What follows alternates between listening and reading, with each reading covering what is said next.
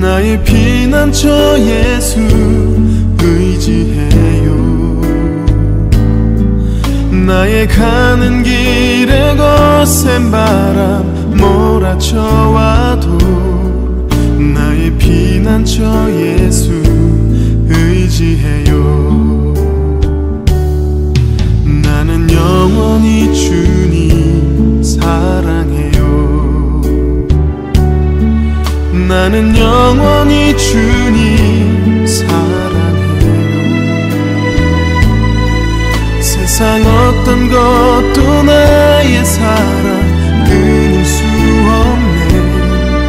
나는 영원히 주님 사랑해요. 아바 아버지 나를 사랑하시니 나의 모든 것 주께 드려요. 아바 아버지 내가 여기 있으니 주님 영광 위하여 써주세요. 나의 피난처 예수 의지해요. 나의 피난처 예수 의지해요.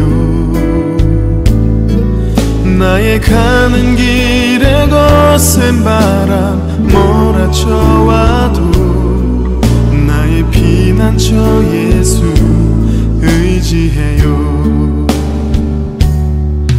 나는 영원히 주님 사랑해요. 나는 영원히 주님 사랑해요. 세상 어떤 것도 나의 사랑 끊을 수 없네. 나는 영원히 주님 사랑해요. 아바 아버지 나를 사랑하시니 나의 모든 것 주께 드려요. 아바 아버지 내가 여기 있으니 주님 영광 위하여 써주세요. 아바 아버지 나를 사랑하시니 나의 모든 것 주께 드려요. 아바 아버지 내가 여기 있으니 주님 영광 위하여 써주세요. 아바 아버지 나를 사랑하시니 나의 모든 것 주께 드려요. 아바 아버지 내가 여기 있으니 주님 영광 위하여 써주세요. 주님 영광 위하여 써주세요. 주님 교회 위하여 써주세요.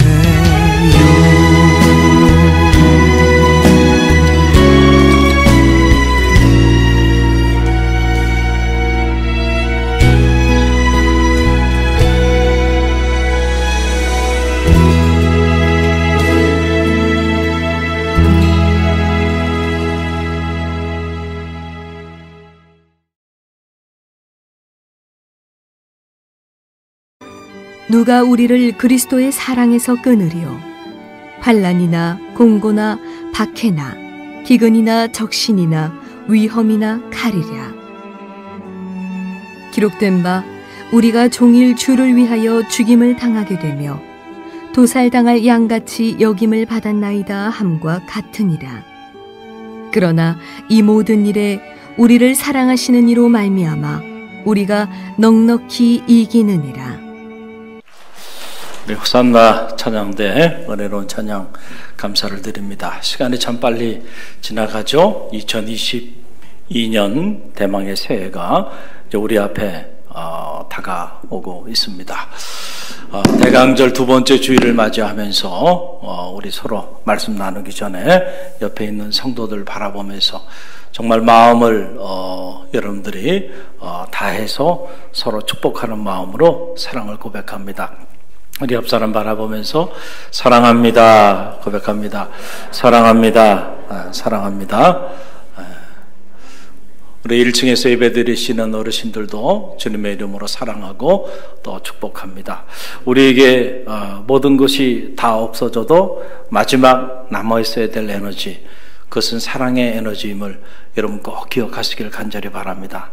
또 반대로 우리가 모든 것을 다 가지고 있어도요, 사랑이 없으면 결코 행복할 수 없어요.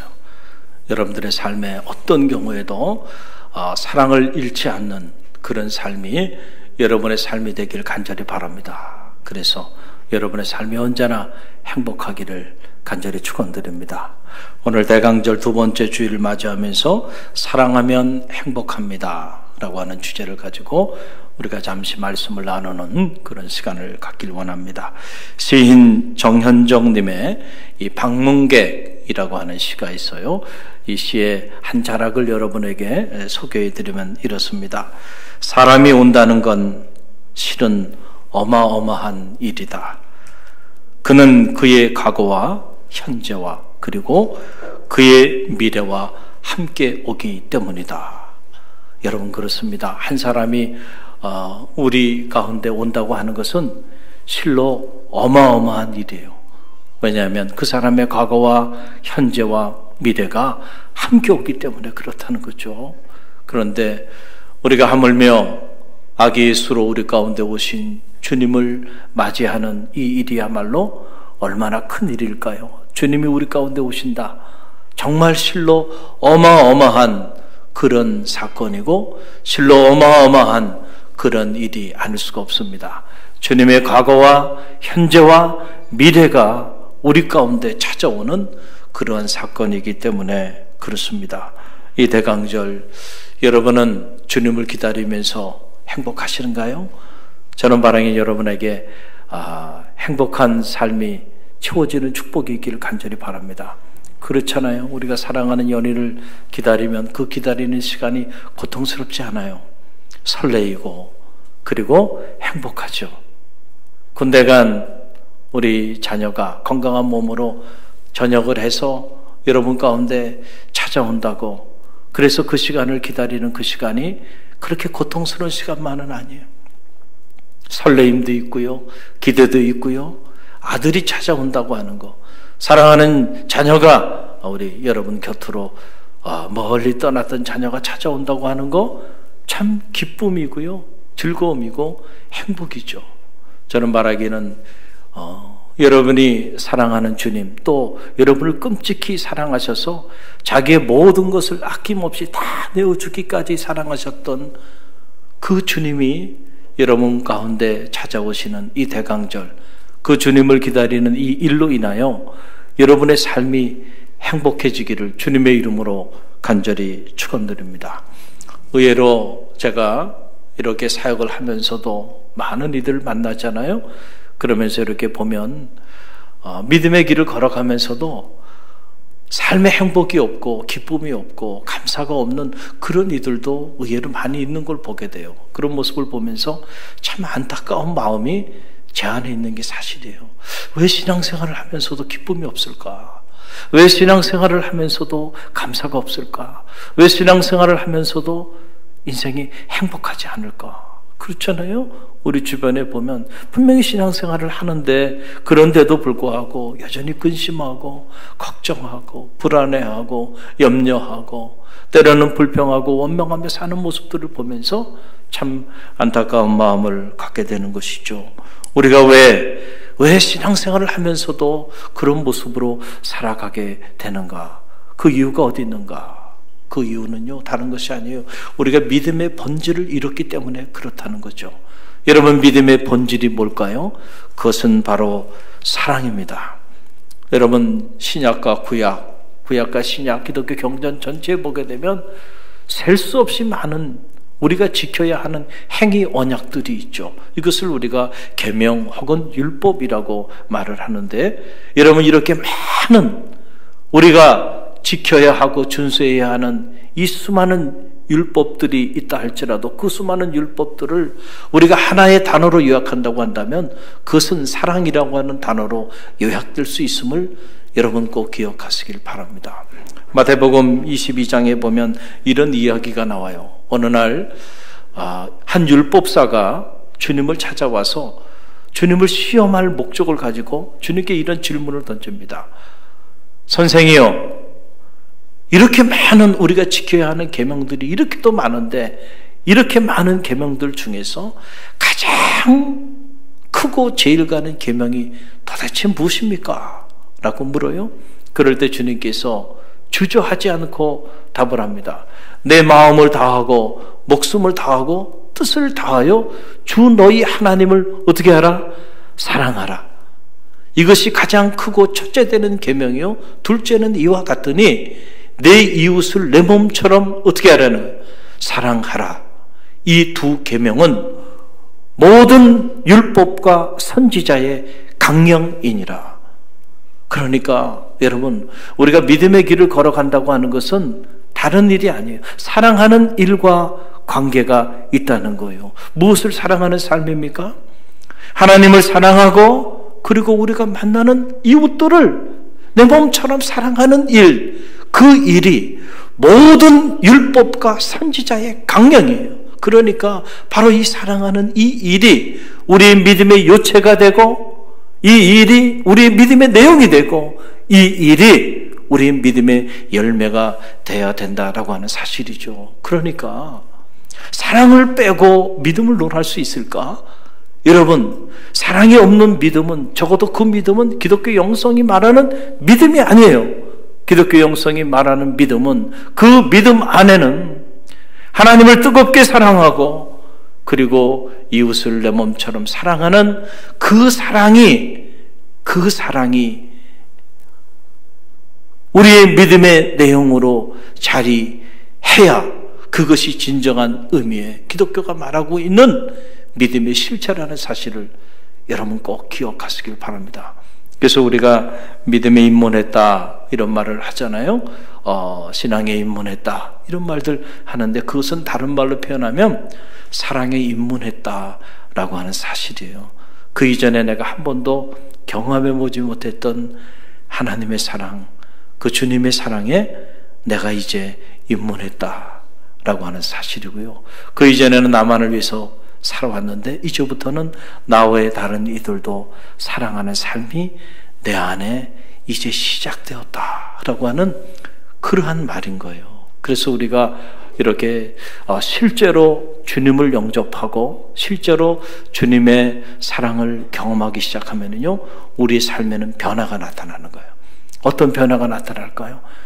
설레임이 우리 안에 떠나지 않고요, 그리고 우리 안에 기쁨이 찾아오고요, 즐거움이 찾아오고요, 그리고 무엇보다 우리 안에 행복이, 하나님 우리에게 주시는 정말 세상이 빼앗을 수 없는 하늘의 행복이 우리 안에 깃들게 되는 이런 역사들이 나타나게 되는 것입니다. 여러분, 사도 바울이 바로 그 체험을 했던 대표적인 인물 아닙니까? 그는 우리가 잘 아는 것처럼 가말리엘의 문화생이었습니다. 당시 솔로몬 다음으로 가장 지혜로웠던 인물이 가말리엘인데 그 가말리엘 밑에서 배움을 가졌던 그런 훌륭한 인물이에요. 유대인 중에 유대인이었습니다. 로마의 시민권을 가지고 있었던 사람이에요. 그래서 그는 이것을 자기 평생 자랑으로 생각하고 그렇게 살았던 인물이었어요. 또한 그는 우리가 아는 것처럼 예수 그리스도를 박해하고 그를 섬기는 이들을 핍박하는데 선봉에 섰던 그런 열혈 유대인 중에 유대인이었습니다. 그런데 그의 삶에 엄청난 변화가 나타나기 시작하죠. 사울로 살았던 그의 인생이 한순간 숨들이채 이제는 사울이 아닌 바울로 살게 되는 그런 역사가 나타나게 돼요. 어느 날 다메섹 도상에서 그가 놀라운 영적인 체험을 하게 되는 것이죠. 어느 날 갑자기 다메섹 도상에서 한 음성이 들려와요. 사울아, 사울아. 그러면서 그의 이름을 불러주는 거예요. 여러분, 이름을 부른다고 하는 것은 큰 의미가 있잖아요. 우리가 누군가의 이름을 부르기 전에 그 사람은 적어도 나에게 존재가 아니에요. 그런데 내가 그 사람을 알고 그 사람의 이름 석자를 부르는 순간부터 그는 내게로 와서 나의 존재가 되는 것이잖아요. 그래서 사람의 이름을 불러주는 일은 그래서 그렇게 귀한 일이에요. 주님께서 아무 말씀하지 아니하시고 사울아, 사울아 이렇게 이름을 불러준 거예요. 그래서 사울이 누구십니까? 라고 물어요. 그럴 때 주님께서 내가 박해하는 나 예수다. 주님께서 그 말씀만 하세요. 그런데 이 말씀을 듣고 사울이 무너지는 겁니다. 당신을 그렇게도 박해했고 당신을 믿는 이들을 그렇게 앞장서서 죽이며 그런 삶을 살았던 난데 어떻게 그 주님께서 내게 이렇게 따뜻하게 내 이름을 불러주고 그리고 자기 자신을 나에게 소통하시는가? 얼마나 감동이 됐겠어요. 그 경험으로 인해서 그가 사흘 동안 보지도 못하고 먹지도 못하고 마시지도 못하는 이런 놀라운 영적인 체험을 합니다. 자기 인생의 비늘이 벗겨지는 것 같은 이런 체험을 하면서 자기를 향한 주님의 그 한없는 사랑을 체험하게 돼요. 이 체험을 통해서요, 사울로 살았던 그가 완전히 뒤집어진 겁니다. 그래서 이제는 바울로 살게 된 것이죠. 그 주님의 사랑을 확인하고 그 주님의 사랑을 경험한 그 순간부터 이제는 그는 박해자가 아니고 주님의 복음을 전하는 일을 위하여 자기 생 전체를 바치는, 그리고 주님의 교회를 세우고 그리고 주님의 그 삶의 그 아름다운 흔적들을 나누는 일에 자기 생애를 바칩니다. 자, 이 일로 인하여 그는 수많은 박해도 받고요, 핍박도 받고 고난도 당해요. 그런데 그에게 닥쳐진 핍박과 박해와 고난이 그를 결코 불행하게 만들지 않고요, 오히려 주님을 사랑한 까닭에 주님 때문에 받는 박해, 주님 때문에 받는 고난, 주님 때문에 받는 이 핍박으로 인하여 그는 오히려 더 행복하고 더 기쁘고 더 감사한 삶을 살게 되는 이런 기적 같은 일이 그의 생애에 일어나게 된 것입니다. 여러분, 바로 이것이 복음의 능력이고요, 사랑의 능력인 거죠. 우리가 누군가를 이렇게 뜨겁게 사랑하게 되면요, 우리가 우리의 삶에 이런 엄청난 변화들이 나타나는 거예요. 주님을 사랑한 까닭에 주님 때문에 그가 옥에 갇히기도 하잖아요. 그런데 그 감옥이 그를 가둘 수가 없습니다. 감옥에 갇혀서도 그가 그곳에서 옥중서신을 쓰는 이런 엄청난 일이 그에게 일어나게 되잖아요. 우리가 옥중서신을 묵상해 보면 참 놀라운 내용들이 이 안에 가득 흘러 넘치는 것을 보게 되는데, 옥중서신의 특징이 바로 뭡니까? 우리가 기쁨의 서신이다 또는 감사의 서신이다 라고 불릴 정도로 어떻게 감옥에 갇혀서 그 차디찬 감옥에서 그 박해와 고난을 당하면서도 어떻게 이런 놀라운 감사와 기쁨이 어떻게 이렇게 가득 흘러 넘칠 수가 있을까? 그는 말합니다. 나는 기뻐하고 또한 기뻐하리로다. 세상이 가둘 수 없는 인물이 된 거예요. 여러분, 이 힘이 어디로부터 왔겠는가? 결국은 사랑으로부터 왔다는 거예요. 사랑, 누구에 대한 사랑? 주님에 대한 사랑, 주님을 사랑하는 까닭에 주님을 위하여 그가 박해를 받고 고난을 당하고 핍박을 받고 감옥에 갇힌다 할지라도 결코 그런 것들이 그를 가둘 수가 없고 그런 것들이 결코 그의 삶을 무너뜨릴 수가 없었다는 거예요. 그래서 우리가 이 신약 성서를 보면은 마태복음, 마가복음, 누가복음, 요한복음 이것을 사복음서라고 말하잖아요. 주님의 일대기를 기록해 놓은 그런 생명의 말씀이죠. 이 사복음서 외에 가장 신학적이고 가장 영적이고 그리고 가장 영성적인 말씀은 바로 로마서입니다. 그래서 공의 모든 학자들이 이 로마서를 그렇게 인정하고 평가하죠. 사도 바울이 기록한 하나님의 말씀이에요. 사도 바울이 무려 신약 성서의 3분의 2를 기록하는 사람이 됩니다. 생각만 해도요, 정말 놀라운 인물이 아니에요. 하나님의 말씀에 여러분의 이름 석자가 기록되는 그 일도 엄청난 일일 텐데, 아니 그의 삶 전체가 기독교 경전이 돼버리는, 어떻게 한 사람으로 이 땅에 왔다가 이렇게 하나님 앞에 존귀한 자로 쓰임받을 수 있을까? 저도 한 자락이라도 하나님 앞에 그렇게 쓰임받고 싶은 그런 마음으로 제 이름, 제 잉글리시 이름이 폴입니다. 폴 킴입니다. 제가 네, 여러분 앞에는 제가 폴 킴이라고 불러달라고 말한 적이 한 번도 없죠. 그러나 미국에서는 폴 킴으로 이렇게 제가 살았어요. 사도 바울같이 그렇게 쓰임받았으면 좋겠다.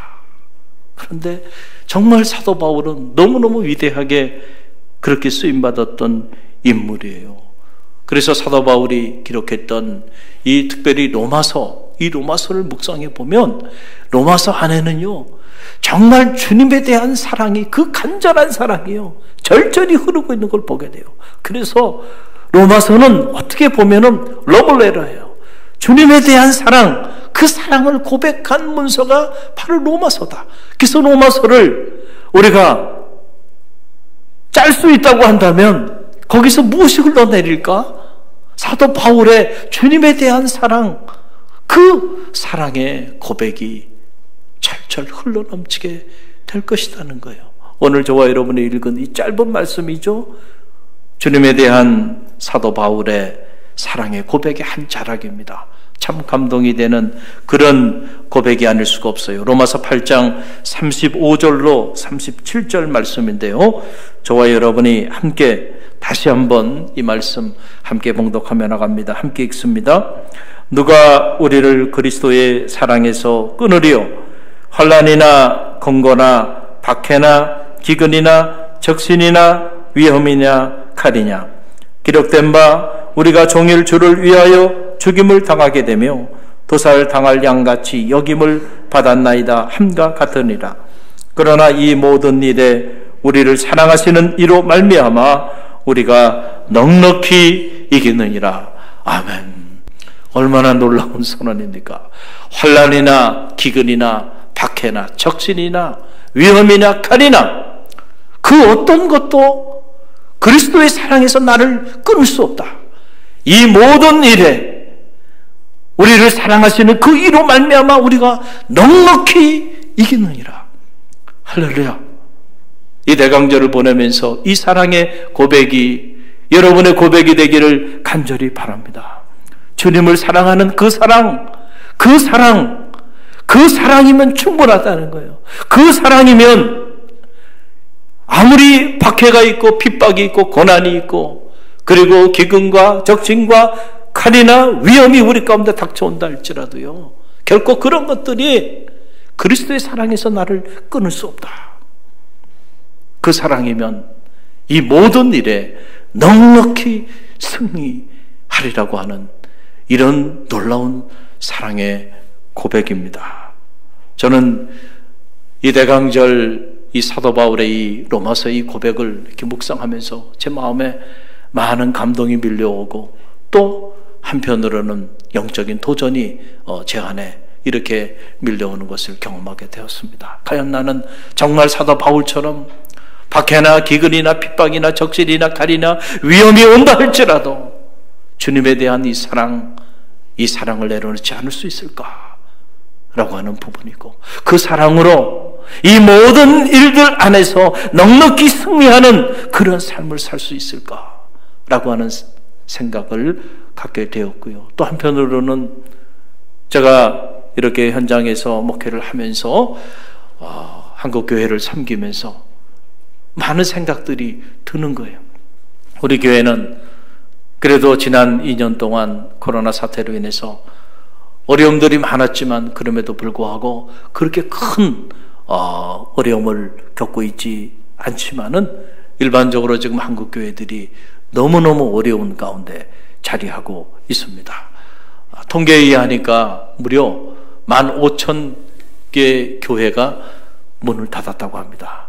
그러니까 2년 동안 이 코로나 사태를 겪으면서 교회 문을 닫고 열고 닫고 열고 이렇게 하면서 그렇게 수없이 많은 성도들이 주님의 피로 값주고 사신 교회를 떠난 거예요. 참 그런 모습을 보며 가슴이 아프죠. 한편으로 저는 이 로마서의 말씀을 묵상하면서 이런 생각을 하게 되는 거예요. 정말 그들이 주님을 사랑한 적은 있었을까? 또 한편으로는 목회자로서 우리가 정말 성도들에게 주님을 사랑하는 방법, 그리고 주님을 사랑하는 그 길을 가르치긴 한 것인가? 대체 무엇을 가르쳤던 것인가? 라고 하는 그런 생각들을 지워버릴 수가 없는 것입니다. 여러분, 예수님의 제자들이 왜 주님이 붙잡혔을 때 주님 곁을 떠났을까요? 저는 자신 있게 말할 수 있는 거 하나, 적어도 그때까지 그들은 주님을 사랑하지 않았다는 거예요. 만약에 그들이 주님을 정말로 사랑했다고 한다면 주님이 빌라도의 법정에 붙잡히셔서 그 모욕을 당하고 있는 그때에 나는 저가 누군지 알지 못한다고, 심지어 수제자 베드로조차도 주님을 3번씩이나 저주하면서 주님 곁을 떠나지는 않았을 것이라고 생각합니다. 그렇잖아요. 우리가 정말로 누군가를 사랑한다면 그 사랑하는 사람이 어려움에 처해 있어요. 그 사랑하는 사람이 고통 가운데 있어요. 그러면 어떻게 그것을 우리가 외면할 수 있을까요? 그럴 수가 없어요. 사랑하면 사랑하는 순간부터 아파지는 거예요. 사랑하는 사람 때문에 아파지는 거예요. 그가 사랑하는 이가 고통 가운데 있다고 한다면 내 마음도 고통 가운데 있게 돼 있어요. 사랑하기 때문에. 여러분이 정말 사랑하는 여러분의 아들이, 여러분이 끔찍히도 사랑하는 여러분의 딸이 붙잡혀서 그렇게 모욕을 당하고 어려움을 당하고 있다고 한다면 여러분에게 해가 될까봐 나는 저가 누군지 알지 못한다고 말하고, 그리고 그 곁을 도망가겠습니까? 그런 부모는 세상에 없어요. 우리 아들은 그런 사람이 아니라고, 우리 딸은 그런 사람이 아니라고, 만약에 죄가 있다고 한다면 내가 대신 짊어지겠다고 그렇게 달려들지 않겠어요? 왜 그런가요? 사랑하기 때문에 그래요. 사랑하기 때문에. 사랑하는 이가 고통당하고 어려움 가운데 처해진 것을 결코 외면할 수가 없는 거죠. 당시 제자들이 주님의 제자가 되기를 결단도 했고, 그래서 실제로 주님과 함께 동행도 하고 수없이 많은 주님의 말씀도 듣고 기사와 이적도 눈으로 다 목도했어요. 그러나 적어도 그때까지 그들은 주님을 사랑하지는 않았다는 거예요. 그래서 이 골고다의 언덕, 이 고난의 언덕을 십자가를 지고 주님께서 올라가실 때 그들은 각기 제 길로 가버렸어요. 정말로 사랑했다고 한다면, 주님, 제가 짊어지겠습니까? 이 십자가 저에게 짊어지게 해달라고 그렇게 나서지 않았을까요? 그러나 그들은 다 주님 곁을 떠나고 말았어요. 사랑하지 않았기 때문에 그래요. 이것이 바로 사랑이 없는 믿음의 실체입니다. 사랑이 없는 믿음은 이와도 같다라고 하는 사실이에요. 그래서 주님께서 이 요한복음에 보게 되면 이런 내용이 나와요. 부활하신 다음에 주님이 자신을 3번이나 저주하며 부인했던 베드로를 찾아갑니다. 그리고 함께 조반을 나누신 이후에 첫 일성으로 그가 베드로에게 말을 건넵니다.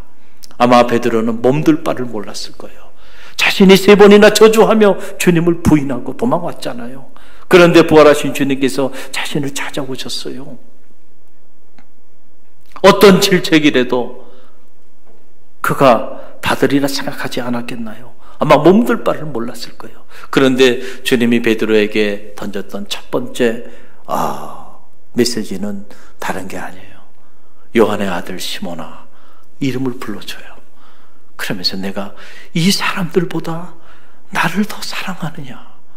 사랑에 대한 질문을 던지는 거예요. 아마도 성경에 자세히 나와 있지 않지만 이 주님의 참 메시지에 베드로가 무너지지 않았겠는가? 질책을 받을 거라고 생각했고 책망을 받을 거라 생각했어요. 그래서 몸둘 바를 알지 못했는데, 그런데 주님이 하시는 말씀, 요한의 아들 시몬아, 내가 이 사람들보다 정말 나를 더 사랑하느냐? 무려 3번씩이나 주님께서 그에게 묻는 거예요. 내가 나를 믿느냐? 믿음을 확인하신 것이 아니고 내가 나를 사랑하느냐? Truly, truly, truly, I tell you, do you love me? 정말 너는 나를 사랑하느냐? 그러니까는 베드로가요, 그 주님의 그 질문 앞에 몸둘 바를 알지 못하면서 그렇게 말하자. 내가 주님을 사랑하는 줄 주님이 알지 않습니까? You know how much I love you. 내가 이제는 당신을 얼마나 사랑하는지 당신이 지금 느끼고 있지 않습니까? 그러니까 주님께서 그래, 그러면 됐다. 내 양을 이제 먹이라는 거예요. 내 양을 치라는 거예요. 그에게 새로운 삶의 기회를 허락해 주시고 다시 일어서서 사명자로 살아갈 수 있도록 그를 세워주시는 이런 감동적인 장면이 나와요. 주님이 확인한 것은 딱 한 가지예요. 사랑하느냐? 내가 나를 사랑하느냐? 그렇다면 내 양을 좀 먹이라는 겁니다. 할렐루야. 여러분, 정말로 중요한 것은 사랑이죠. 그 사랑을 체험하고 난 다음에요, 베드로의 삶도 완전히 뒤집어집니다. 그가 빌라도의 법정에서 한 여비자 앞에서 자기 살겠다고 그 두려움 속에서 주님을 3번이나 저주하면서 부인하면서 모른다고 도망쳤던 그 베드로가 어떻게 바뀝니까? 학자들은 부활하신 주님을 만났기 때문에 그가 그렇게 바뀌었다 그러는데 저는 그렇게 보지 않습니다. 부활하신 주님을 만났기 때문에 변화된 부분도 있겠죠. 그러나 그것이 본질은 아니고요, 그가 이제는 주님을 사랑하게 된 거예요. 주님 앞에 사랑의 고백을 3번이나 하게 됐잖아요. 주님을 사랑하게 나니까 말이죠. 사랑하는 사람을 위하여 사는 일이 결코 두려운 일이 아니에요. 죽음조차도 두렵지 않은 거예요. 사랑하는 사람을 위해서는 죽을 수도 있는 거예요. 그래서 더 이상 두려워하지 않고요, 담대히 예수 그리스도의 십자가의 죽으심과 부활을 사람들 앞에 선포하며 나가잖아요. 이 사건을 통해서 사도행전의 역사가 나타나기 시작하고 초대교회가 바로 이렇게 변화된 베드로의 사역을 통해서 세워지게 되는 이런 역사가 나타나게 된 거예요. 그 이면에는 이런 놀라운 사랑의 고백이 있었고 그 이면에는 이런 놀라운 사랑의 에너지가 작동되고 있었기 때문에 세상이 능히 감당할 수 없는 그런 역사가 나타나게 된 것이다 라고 하는 그런 사실입니다. 그래서 사랑 안에 두려움이 없고 온전한 사랑은 두려움을 내어 쫓는다 그랬잖아요. 바로 베드로가 그 사랑을 체험했던 그런 인물이었던 거예요. 이것이 바로 복음의 능력이고 사랑의 능력인 겁니다. 지난 주간의 일이에요. 지금 우리 CLT 6기 사역의 길 훈련 중에 있죠. 참 뜨겁게 훈련에 임하고 있어요. 매주 목요일마다 어려운 가운데서 시간을 내서 사업을 하는 분들도 시간을 내서 짬을 내서 정신을 굶어가면서 이 훈련에 참여하고 있는데 그 열기가 뜨거워요. 그래서 저도 감동을 많이 받고 있어요. 매일 새벽마다 모든 집회에 참여하면서 온라인으로 또 오프라인으로 훈련에 육기생들이 지금 참여하고 있는데, 그 카톡방에 어느 권사님 한 분이 영상을 하나 이렇게 올려주셨어요. 그래서 제가 그 영상을 이렇게 보고 참 큰 감동을 받았습니다. 김기현 교수님이라는 분인데 CGN TV 나침판이라고 하는 프로그램이 있는데, 그 프로그램에 이제 강사로 나오셔서 이제 강의를 하는 그러한 영상이에요. 그 영상을 처음에 이렇게 보니까 처음에 그 제목이 제 마음에 이렇게 탁 와닿더라고요. 마음의 눈으로 행복을 만지다라고 하는 이런 제목의 강의였습니다. 제가 이렇게 보니까 처음에 영상을 이렇게 보니까 그 교수님이 한 40대 초반쯤 돼 보이시더라고요. 그리고 아주 차분하고 또 얼굴도 예쁘게 생기신 그런 여자 교수님이신데, 도대체 어떤 말씀을 하실까 저도 기대하는 마음으로 이렇게 영상을 들었어요. 아주 차분하게 이렇게 이야기를 이어가시더라고요. 그런데 갑자기 그가 폭탄 선언을 하는 거예요. 어떤 선언을 하냐면 자신은 앞을 보지 못하는 시각장애인이라는 거예요. 근데 제가 이렇게 봤을 때는 참 곱게 자라셔서 꽃길만 걸어왔던 그런 고운 공부한 교수님이시구나, 이렇게 생각을 제가 했는데 겉으로 보면은 전혀 그렇게 보이질 않아요. 그런데 이분이 그렇게 말씀을 하시더라고요. 저는 앞을 볼 수 없는 시각장애인입니다. 그러면서 자기 이야기를 하는 겁니다.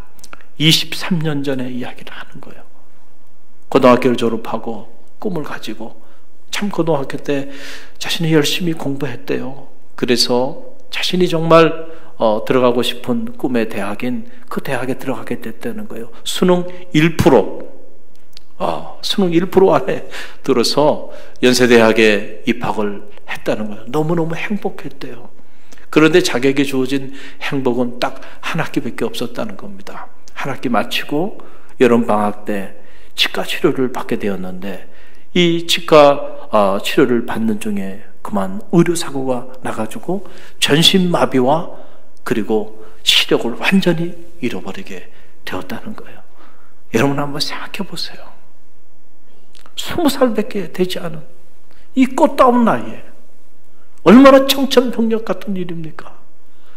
움직일 수가 없었다는 겁니다. 눈만 깜짝깜빡하고. 그런데 시간이 지나면서 숱한 노력 끝에 이 전신마비 문제는 해결이 됐는데 여전히 앞을 보지 못하게 된 거예요.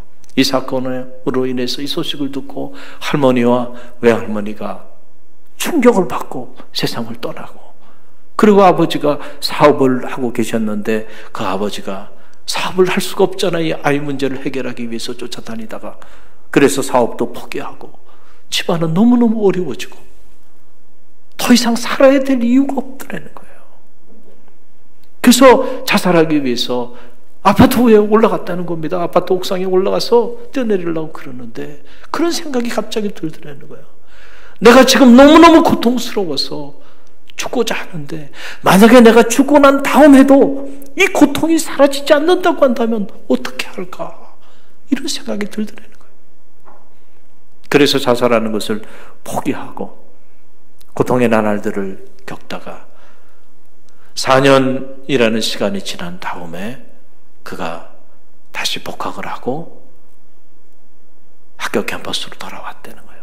그런데도 삶이 너무너무, 자기 인생이 너무너무 불행하게 느껴지고 자기 스스로 자기 삶을 비관하고 늘 우울한 가운데서 정말 죽고 싶어도 죽지 못하고 이런 시간들을 보냈다는 거예요.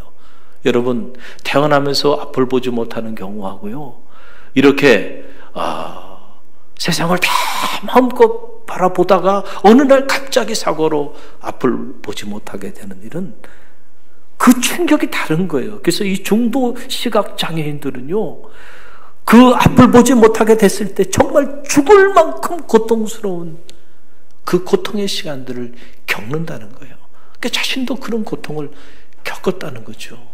그런데 여러분 잘 아는 것처럼 연세대학은 미션 스쿨이잖아요. 그 채플도 있고, 그리고 무엇보다 기독교 과목을 반드시 한 과목 이상 이수해야 졸업이 가능해요.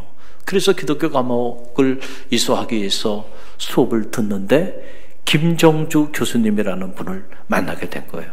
이 교수님이 구약성경, 신약성경에 대한 부분들을 교과과정을 통해서 이렇게 소개하는 가운데 하나님의 말씀이 자기에게 파고 들어온 거예요.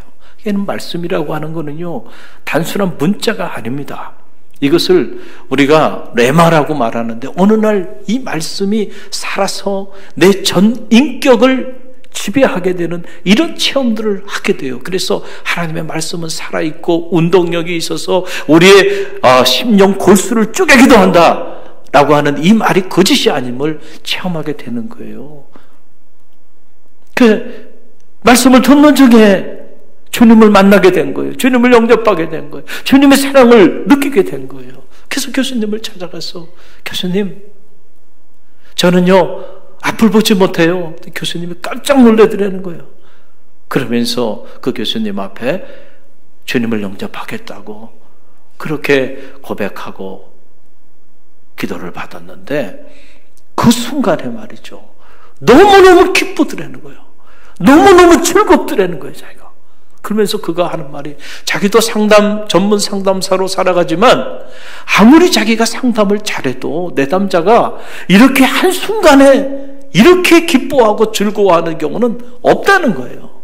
아무리 상담을 잘해도 10번 혹은 15번 이상 그렇게 시간이 지나면 조금 생각이 바뀌고 변화되게 되는 그런 경우는 있지만, 이렇게 한순간에 어떻게 이렇게 기뻐지고 이렇게 즐거워질 수 있는지, 자신이 주님을 영접하고 주님의 사랑을 느낌, 그 순간에 정말 죽을 만큼 고통스러웠고 죽을 만큼 절망스러웠던 그 순간에 그 모든 먹구름이 한순간에 사라져버리게 됐다는 거예요. 여러분, 이게 복음의 능력이고 이것이 사랑의 능력인 줄 믿으시길 바랍니다. 이렇게 절망 가운데 있었던 한 소년, 여러분, 복음을 접하게 되니까요 삶이 이렇게 뒤집어지는 거예요. 그래서 그가 꿈을 갖기 시작한 거예요.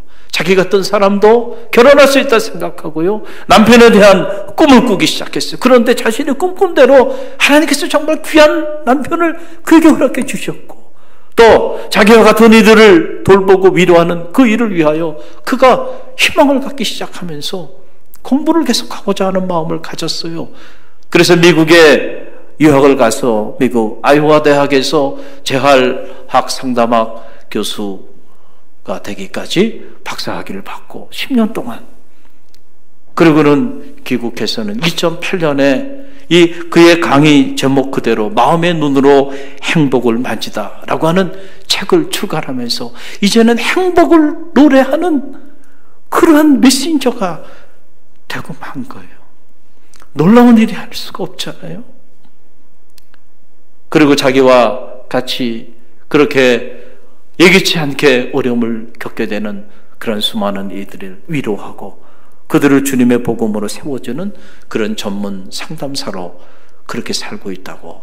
그러면서 한 20분 정도, 다 영상 전체가 27분인데 이분의 영상이 한 20여 분 이렇게 되는데요, 그 강의를 하면서 너무너무 기쁘대요. 너무너무 자신은 즐겁대요. 그런데 영상을 보니까 정말 그것이 느껴져요.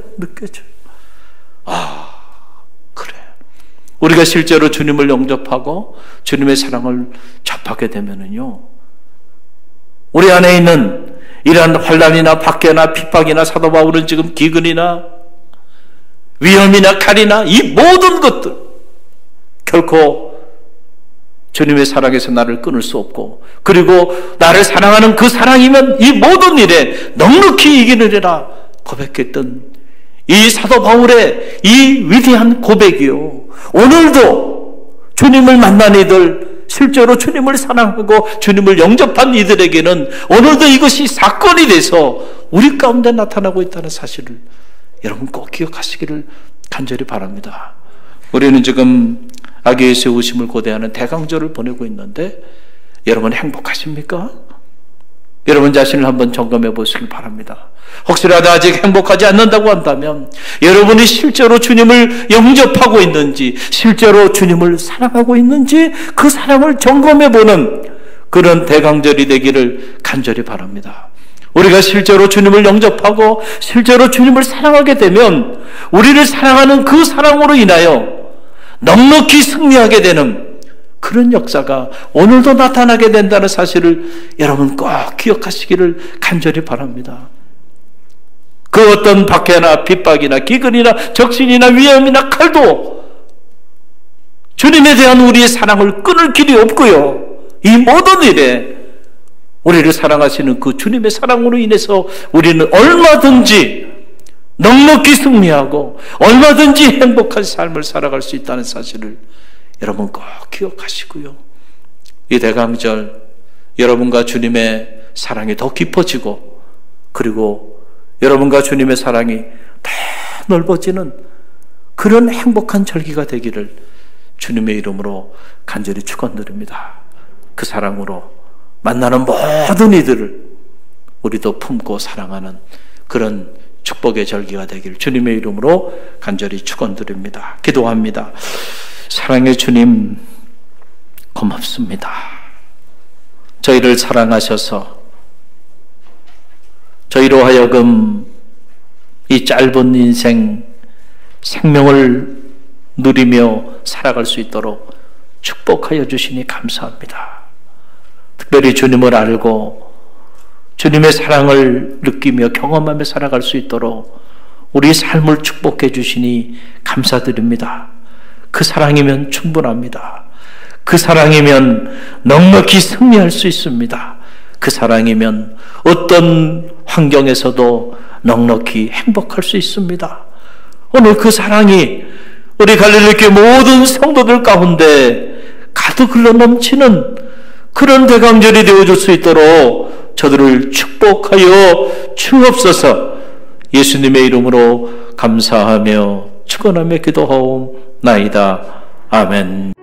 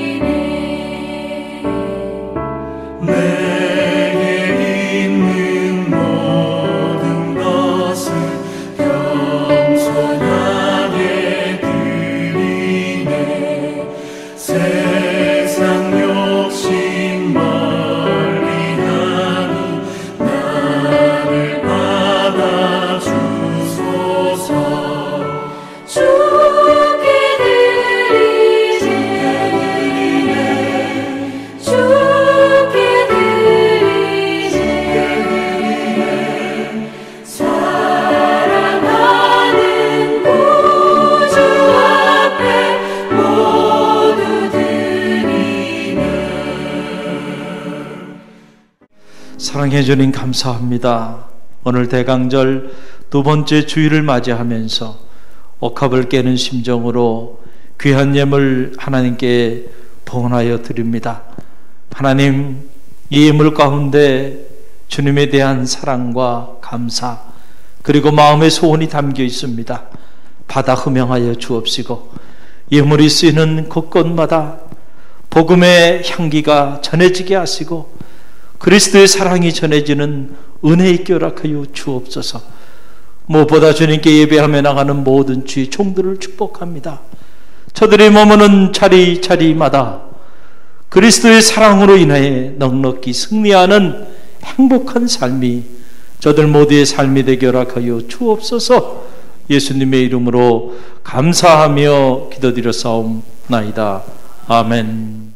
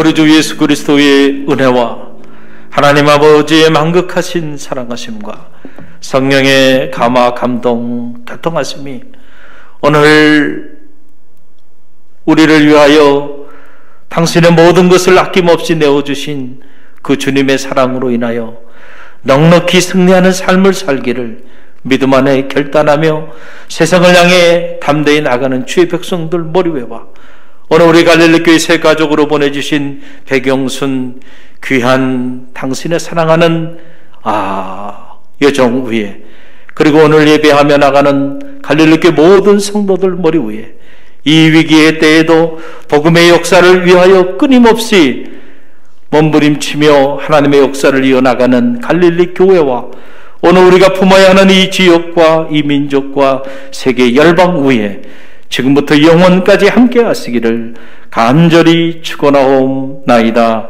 아멘.